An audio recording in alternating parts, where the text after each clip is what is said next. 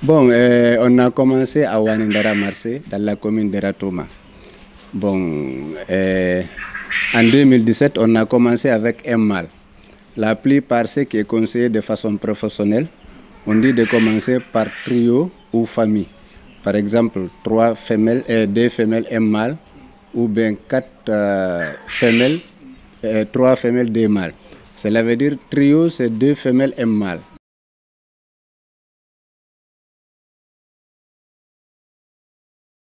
La famille, c'est 4 femelles, un mâle. Mais moi, je me suis lancé avec un seul mâle. J'ai resté avec lui et j'ai ajouté une femelle. Jusqu'à maintenant 2 femelles et un mâle. Ça veut dire que c'est venu en trio. Maintenant, c'est là que la reproduction a démarré. Maintenant, j'ai essayé de combiner et sélectionner jusqu'à arriver là où je suis aujourd'hui. Commencer par un mâle. Oui. Vous avez une idée. Pourquoi vous avez commencé par un mâle? C'est parce que vous avez ramassé un mâle par hasard? Non, je n'ai pas ramassé par hasard.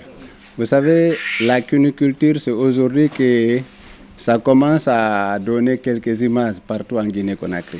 Lorsque nous, on a commencé, voir un lapin dans la capitale en Guinée-Conakry, c'était de quelque chose de rare. Voilà, c'était des bijoux et on ne pouvait pas trouver partout où on peut c'est-à-dire obtenir en quantité de lapins. Pour dire qu'il faut forcément de la qualité aussi, quoi. Donc ce qu'on trouve, c'est ce qu'on gagne. C'est ce qu'on prend aussi. Oui. Donc vous avez trouvé un mâle, oui. Vous l'avez acheté, vous avez envoyé à la maison. Oui, oui. C'est comme ça qu'on a commencé. Il vous a coûté à l'époque combien? Il nous a coûté à l'époque 150 000 francs guinéens. Oui. Et vous avez dû le garder combien de temps pour avoir la paire? Les femelles. Bon, vous savez, une fois d'abord, je l'ai envoyé à travers des curiosités de vagins, des amis, des parents. Bon, ça m'a donné beaucoup d'opportunités et de courage de continuer à chercher des femelles. D'abord, comme tout le monde sait que seul mâle ne peut rien progresser, voilà. Maintenant, à partir de là, beaucoup de se poser des questions. Pourquoi je cherchais des femelles mâles sans chercher des femelles et comment je peux avoir des femelles et ainsi de suite. Jusqu'à travers des traces que j'ai eues, les mâles là, j'ai recouru derrière ces mêmes traces jusqu'à obtenir la première femelle. Maintenant, à partir de au cours des transactions, certains m'ont vu avec ces mêmes lapins à route et aussi m'ont proposé. C'était des lapins qui se provenaient en vacances de certains expatriés qui est en Guinée ici. Voilà, on m'a confié de ces lapins-là parce qu'on m'a vu vraiment, j'ai l'amour de ces animaux et en espérant que je peux prendre soin d'eux. Voilà, c'est comme ça que la deuxième femelle a été obtenue, ce n'est pas par achat d'argent.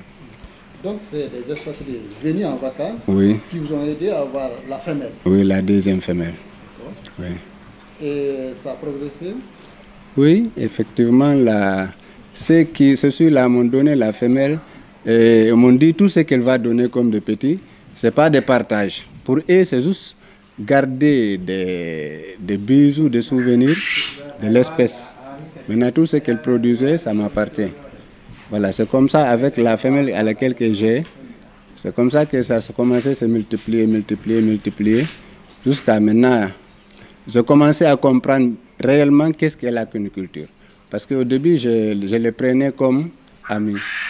Et c'est au fil du temps que j'ai compris ça demande vraiment des mérites. C'est-à-dire pour aller à une étape supérieure, il faut passer par des cours de formation. Donc à travers des cours de formation, j'ai compris maintenant qu'est-ce qu'est un lapin et quels sont les lapins. Parce que ce n'est pas tous ceux qui ont de grosses oreilles là, normalement qu'on doit appeler des lapins. Voilà. Oui, il y a lapin, il y a lièvre. Mais même entre lapins, il y a de différents lapins. Il y a un seul lapin qui peut coûter des centaines de lapins.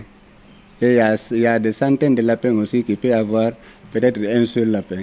À partir de là, maintenant, il faut, c'est-à-dire faire des soies, des races à lesquelles tu veux élever. Aussi, il faut avoir une vision, un objectif. Pourquoi? C'est-à-dire si tu veux, par exemple, élever des lapins de compagnie, ou bien si tu veux élever des lapins des lambous, c'est-à-dire pour la consommation, ou bien si tu veux élever aussi des lapins pour l'exposition. Supposons un exemple, il y a un lapin qui peut coûter 100 €. Bon, c'est étonnant. Mais il y a aussi des lapins qui peuvent coûter 10 euros. Voilà, c'est un peu comme ça, quoi. Mais pour quelqu'un qui est à l'extérieur, il peut penser que tous les lapins sont des lapins. Mais pour des personnes qui sont très proches, il sait que tous les lapins ne sont pas de même lapin. Quelle est la race la plus considérée qui a le plus de valeur? Bon, la race qui a le plus de valeur, ça dépend aussi des milieux. Voilà, puisque il y a des races d'autres aimants de lapins qui ont des couleurs, d'autres aimants de lapins par rapport à leur taille, l'autre aimant aussi de lapins par rapport à leur intelligence. Voilà, c'est comme si tu élèves un chat et un guépard. Donc cela veut dire qu'il y a la différence. Voilà, maintenant, les lapins les plus aimés, les plus valorisés, ce sont ce qu'on dit Rex multicolores, papillons français, peut-être à la famille de Fauves de Bourgogne, aussi des Angora. Parce que tout ceci l'a élevé de différents objectifs. Surtout la plupart des lapins Angora est élevé uniquement pour la récolte de leurs poils. Ce n'est pas, oui, effectivement, ce n'est pas pour la viande ou autre, mais voilà, leurs poils, ça se récolte par exemple pour les produits pharmaceutiques et des produits hygiéniques, aussi des vêtements. Voilà, il y a des usines qui font des commandes dans certaines entreprises cunicoles, qui font des récoltes et qui pèsent ça sous forme de coton, les laines. Voilà, il y a de ces races-là aussi. Maintenant, il y a des races, c'est juste pour rester avec à la maison. Bon, au début, c'est Dieu qui m'a aidé, parce qu'avant tout, j'ai passé au moins 7 ans que je volais avec mes propres ailes. Et dans ce parcours-là aussi, j'ai été victime répétée de plusieurs scandales, que ce soit de côté manifestations politiques, mais aussi de vols, aussi des menaces, de tout ce qu'on sait que si nous ne sommes pas de même côté.